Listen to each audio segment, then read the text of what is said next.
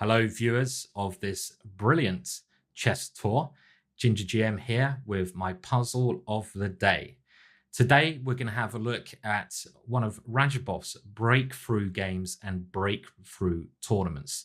You're taking Radjabov with the black pieces at the age of 15 or 16, I think, in the Linares tournament in Spain. One of his first tournaments at the elite level. Who's his opponent? Is it John Smith from down the road? No, it's the fantastic Garry Kasparov. Garry Kasparov wasn't quite world champion in this event, losing it to Kramnik a couple of years before, but he was still incredibly strong. And losing to a 16-year-old is unheard of. And that's precisely what happened here. Now, black is a piece up, but converting this position is a little bit tough. What is the best way to try and activate your pieces as black here, or to simplify the position, so make some exchanges? What is the strongest move that black can play here?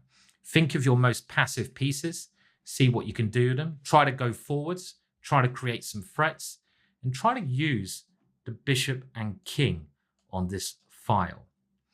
Now, have a good think about that. As always, if you want to cheat, you can go over to Chessboard, look at the free course over there and see the answer. Otherwise, I will bring you the solution later on in the day, live in the studio. So I'll see you later and enjoy the show. Well, the answer here is knight on d to c5. This is a lovely way to activate this passive knight on d7. Very clever for a 16-year-old. The knight is aiming to jump into d3, which should be devastating. And the nice tactical point is that if the knight is taken, rook d8 wins that bishop back, and it simplifies the win. You're going to win the pawn on c5, and the more simplified you can make it, the better it is, obviously. So this is, and was, a really nice way for Radjabov to hit the world scene at a tender age of 16. This next case is a rather tragic example for David Bronstein. David Bronstein has been said to be the strongest player never to become world champion. I mean, other people can, of course, claim that title, Aronian at the moment being one. But this was his real chance. And it was from the World Championship match where he had the white pieces here against Mikhail Botvinnik. Had Bronstein won this game, where he missed a couple of earlier wins, he would have taken out Botvinnik and history would have been changed. I mean, how depressing can that be? You miss a win and you miss your chance to be world champion. Never again do you become world champion. Oh, I don't like the idea of that. Now, white is coming down the board this way and black's going up the board, just to make that clear, because when I first looked at this position, I was like, which way are the pawns going? And king c2 was now David Bronstein's idea, and I think he assumed that his king is just covering this pawn, stopping it from queening, and then he can go about winning this position by using his own pawns and using his knight to pick these ones up. But he missed, I think, a very important move from black here. Do remember, black's going this way. Now, what move did Botvinnik now play, which must have taken Bronstein by complete shock? Well, the correct move here is not king forwards, but king to g3. The key square for the king is f2 to support the pawn. And in actual fact, this was too much for Bronstein. He resigned in disgust. Had the king gone to this square, it allows the white knight more chances to check. For example, knight here, and the knight can at least have some possibilities to come back and check.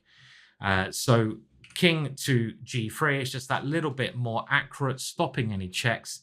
And with the king coming to f2 and these two pawns, there's no way you can stop them from queening. For example, king here, king f2, and the pawn comes down.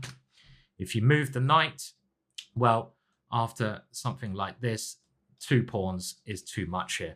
and it's all over. Important moment in chess history. My favorite player of all time was and is Mikhail Tal, and Mikhail Tal is playing here with the white pieces against Hans Joachim Hecht. And Tao was famous for his sacrifices and his excessive lifestyle, I think it's fair to say. Tao loved to attack. He played some computer suspect sacrifices, but remember, in a practical game, humans don't play like a computer. He had brilliant vision, one of the biggest chess talents ever. He spotted ideas other players would just not see. And what did he now play? It looks like his queen is attacked, but he doesn't have to move that queen. He has another option from this famous example. Of course, Tao went on to become world champion later on, but this was a beautiful case of him again sacrificing. See how many moves of Tao's you can get right here.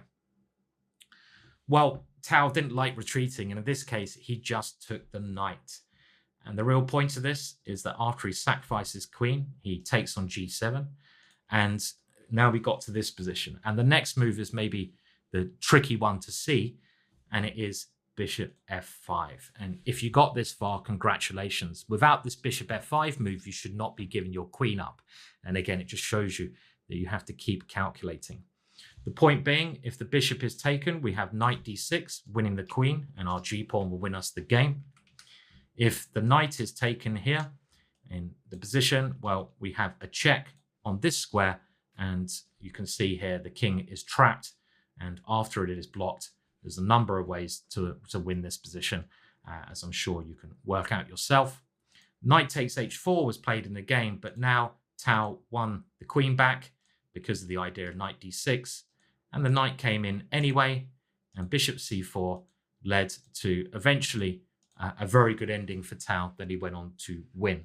So a very famous queen sacrifice from Tao there.